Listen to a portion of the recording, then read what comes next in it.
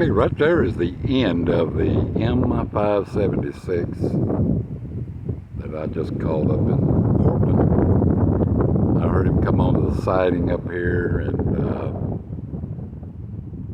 we do have a high green on that signal behind me for southbound, and so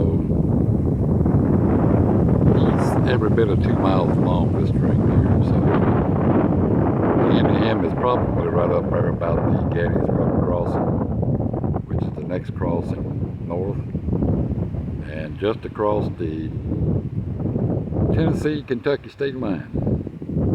Now, was that enough crosses in that one? Thanks for watching.